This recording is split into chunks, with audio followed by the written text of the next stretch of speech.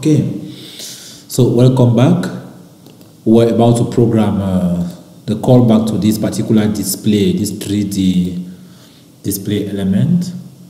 What is it? I think it is CB, checkbox 3D. This is it right here. And what will be the role of that particular element? Well, the role of that element will just be to display, okay, to show us a 3D component that is there. That's all. The 3D representation of, when it is checked off, it shows that there is no 3D representation seen. When it is checked on, there is a 3D representation seen. That's all its role. Okay, so let's program its callback.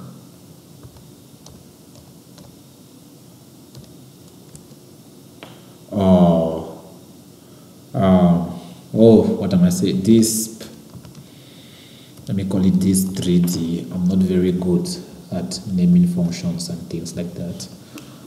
So that would be a callback, right? Okay.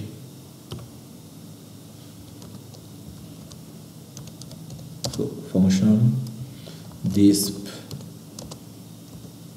3D. I even copied it. Let me just paste it. Okay.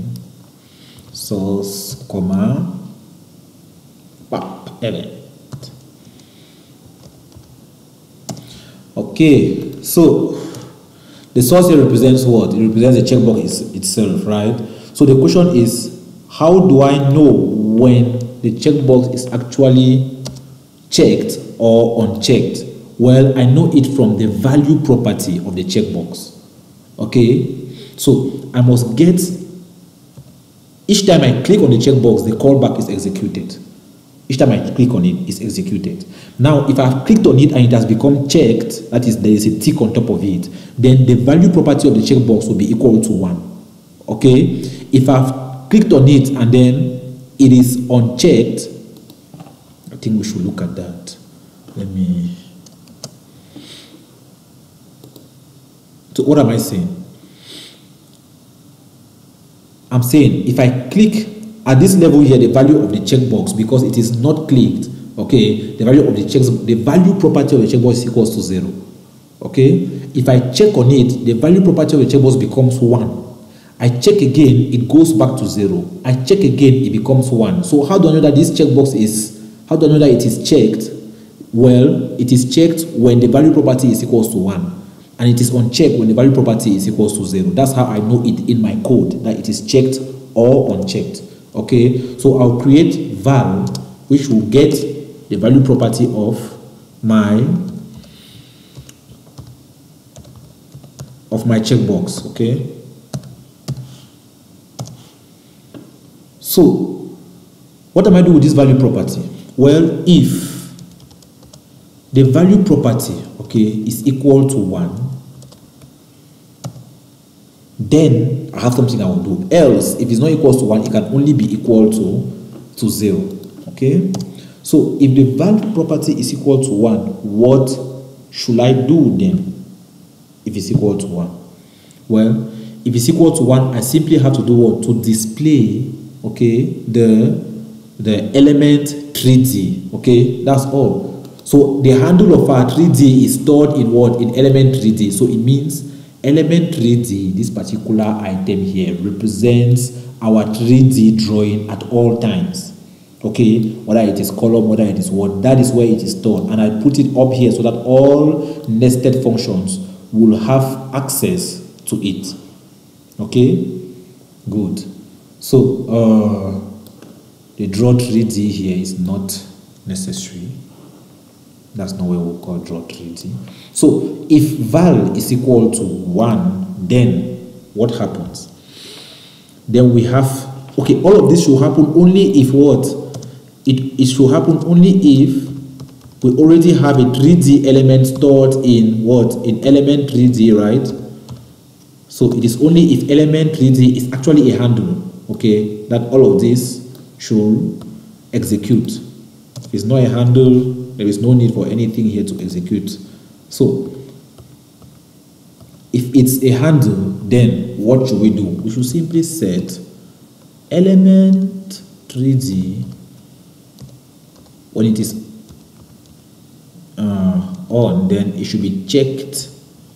It should be set to visible on. Okay, when we check it, it is in order to see the item. When we uncheck it, it is for the item to become invisible. Okay, so it is just to set element 3D visible off. That is all the role of display 3D. That's all the role of that checkbox. It either sets it visible on or visible off if at all there is a particular 3D element to be drawn. Okay, so the question goes now, when do we draw our 3D element? Well, we have to draw our 3D element, we have to be able to draw it, and we have to be able to update it when things have changed somehow. Okay, when things have changed, we have to be able to update it. So when a user has come and he has modeled a line, when he has drawn his line or his slab or whatsoever, we have enough items to be able to draw our 3D. Okay, so at the end of it, which one is this? No, this is the end of case. At the end of it all, okay, we have to be able to draw our element. So we can draw 3D, because here, when we draw our element here, if it has worked, okay, good. Okay, so if it has worked, if we have actually succeeded in drawing our elements, then we can call draw 3D. Okay? Okay, good. Yes. So when we call draw 3D, well, the patch that is there is not told whether it should be visible on or visible off. Okay, so we have to make sure that we also check if the 3D checkbox is visible off or visible on in order to display this 3D. Okay, because it is not to be displayed at all times. Okay, so what do we do for that? We simply call the display 3D function and send as element what? The CB, the checkbox 3D. Okay, so the checkbox 3D here will play the role of the source, okay, and it will be executed. So it will come and check whether this CB 3D is checked on or off, and according to that, it will set the element 3D visible on or visible off. I'm simply talking about the code, okay? I'm not saying anything extravagant. So that's what we'll be doing. Each time we draw 3D, we have to check that. Okay, so when again is our draw 3D altered? Our draw 3D altered is altered when we set the geometry. Okay, when we change the parameters of our geometry, then our set 3D is altered. So, oh, this is dangerous. Okay, so we will have to put it here, okay, and we will have to put it at the end of the function inside.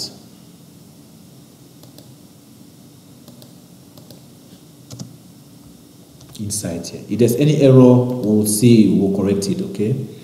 But for now, even in change length, okay, when the user wants to change the dimension, the length,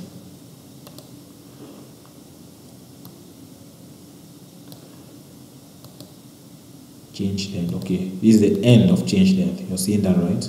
So before the end of change length,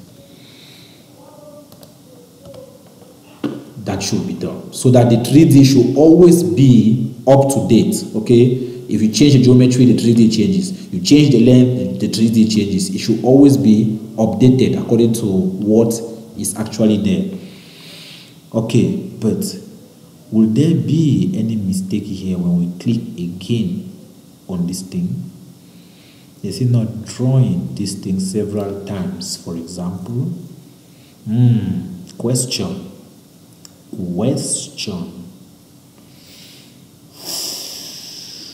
Okay, so this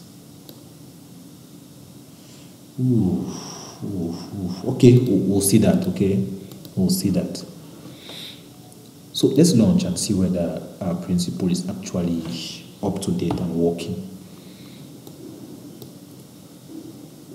So when I click here, that's what I have. Okay, I have my element 3D that is shown there, but there is no 3D here. So normally, because I already have a height of 3 meters here and a column here, I should be able to see a 3D here. But because it is unchecked here, I cannot see the 3D. So if I check here, that's my 3D that appears. Okay, if I uncheck, it goes. I check, it appears. If I change the length here to 5, for example, then it should follow here. Okay, I can come also and change the geometry, for example, let's say to, let's be extravagant, to 60, and it changes. Are you seeing that? If I change to 80, it changes.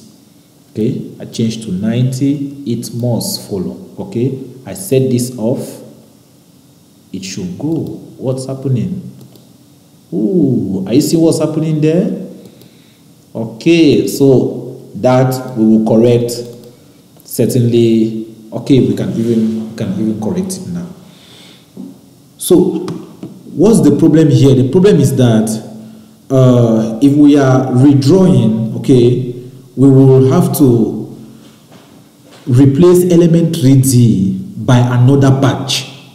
Okay, so what we must do each time we redraw, we must make sure that, where is the draw 3D? Okay, this is the draw 3D. Each time we redraw, okay, we must make sure that if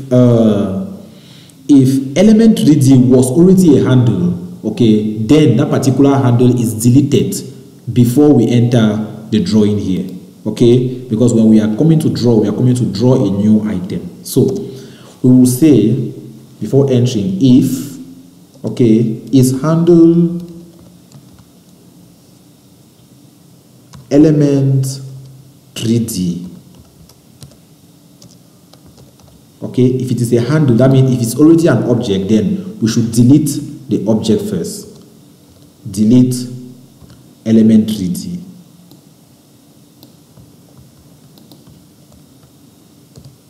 Okay, then when we delete it, we can now plot a new one. Okay, that will follow. So let's try again and see what happens. Okay, so column 5, that is my element 3D. If I go to 2, okay, you see that it follows. There's no other element that is added on top of it. So let me go to geometry to make sure that, so 60, it goes. Okay, if I come back to 30, you see that it follows. There is no secondary element that is coming to add itself. If I come to this, everything goes. Okay, good. So I think we are good to go here. Let's just test also for slab and beam to make sure everything is working all right, so that we can conclude the 3D representation with this video. Okay, good. Beam 3D. Okay, so geometry, if I change HF, for example, when I put 50, are you seeing that? It becomes the same as this one, no matter what happens. So let's go back to 20. Good. I can change this to 60. Okay, it goes down. I can change BW, for example, to 40. It will increase. I can change B, for example, to 100. It will increase. Okay, so I think the same principle will work for slab. If I go to off, it goes off. I go on, and if I change things here, whereas it is off, then I have no problem. Okay, the 3D will not be seen, right? It's only if I click 3D that it is seen. Okay, so thank you very much. I think in the next video we shall attack now the supports. Okay, that's what we shall be dealing with in the next video. So thank you very much. Hope you enjoyed it.